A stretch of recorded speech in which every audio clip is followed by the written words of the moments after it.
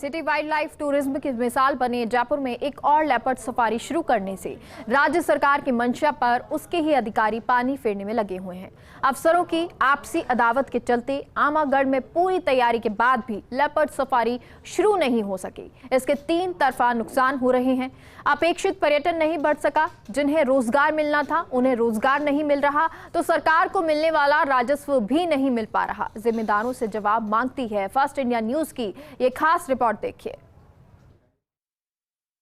गालव ऋषि की तपोभूमि गलता क्षेत्र से सटे आमागढ़ के जंगलों में 15 से 20 लेपर्ड का विचरण है। यहाँ की सुरम्य पहाड़ियाँ और घना जंगल वन्य जीवों की प्राकृतिक शरण स्थली रहा है। झालाना का जो लेपर्ड पॉपुलेशन का डिस्पर्सल हो रहा है आमागढ़, नाहरगढ़ और वहाँ से लेकर सरिस्का तक, और सरिस्का से इस तरफ जो डिस्पर्सल हो रहा है, इस सब रिवाइल्डिंग के काम को हमको बड़ी मजबूती से देखना है और ये हमारी सर्वोच्च प्राथमिकता में होंगे।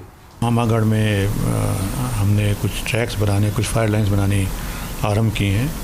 हॉफ साहब और मैं पिछले कुछ दिनों पहले हम गए थे वहाँ पे, और प्रयास ये है कि जैसे ही हमारे पास संसाधनों की उपलब्धता होती है हम इसको आरंभ कर देंगे। जितने संसाधन हमारे पास हैं वो हमने ऑलरेडी एलोकेट कर दिए हैं वहाँ पे, पर कुछ और आवश्यकता है। झालाना वन क्षेत्र से सटे होने की वजह से लेपर्ड यहाँ नया बसेरा बना रहे हैं। झालाना में करीब 45 लेपर्ड हैं तो आमागढ़ में 15 से 20 लेपर्ड्स हैं।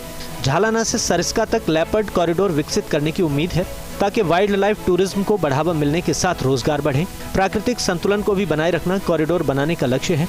PCCF HoFF doctor DN Pandey, chief wildlife warden Arindam Tomar ने आमागढ़ में लेपर्ड सफारी शुरू करने का प्रस्ताव तैयार किया था। 4 सफारी ट्रैक के साथ पग मार्क की शेप में वाटर पॉइंट बनाया गया है। इसके अलावा आमागढ़ में 5 अन्य वाटर पॉइंट भी तैयार किए गए हैं। वाटर पॉइंट बनने के बाद आमागढ़ में लेपर्ड की साइटिंग हो रही है। खुद PCCF HoFF doctor DN Pandey, chief wildlife warden Arindam Tomar, DFO Ajay Chittora समेत अन्य अफसर यहां कई बार निरीक्षण कर व्यवस्थाओं और निर्माण कार्यों का जायजा ले चुके हैं।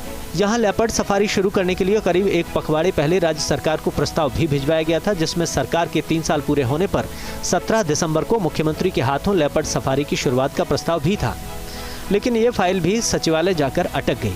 उद्घाटन तो दूर, इस फाइल से मुख्यमंत्री कार्यालय को अवगत तक नहीं कराया गया। आमागढ़ लेपर्ड सफारी के फायदे की बात करें तो राजधानी में सिटी वाइल्ड लाइफ टूरिज्म को बढ़ावा मिलेगा। सालाना 1 लाख से ज्यादा पर्यटकों की बढ़ोतरी हो सकेगी। पर्यटकों की आवक बढ़ने से सरकार का राजस्व बढ़ेगा। हजारों लोगों को प्रत्यक्ष और परोक्ष रूप से रोजगार मिलेगा। भले ही हजारों लोगों और सरकार को फायदा हो रहा हो, लेकिन अफसरों की आपसी अदावत में सब कुछ तैयार होने के बावजूद यहाँ लेपर्ड सफारी शुरू नहीं हो रही है। इससे तो यही लगता है कि कुछ अफसर रणथंभौर की लॉबी को संतुष्ट करने के लिए सरिस्का ही नहीं बल्कि जयपुर के सिटी वाइल्ड लाइफ टूरिज्म को भी ब्रेक लगवाना चाहते हैं। फर्स्ट इंडिया न्यूज के लिए जयपुर से निर्मल तिवारी की रिपोर्ट।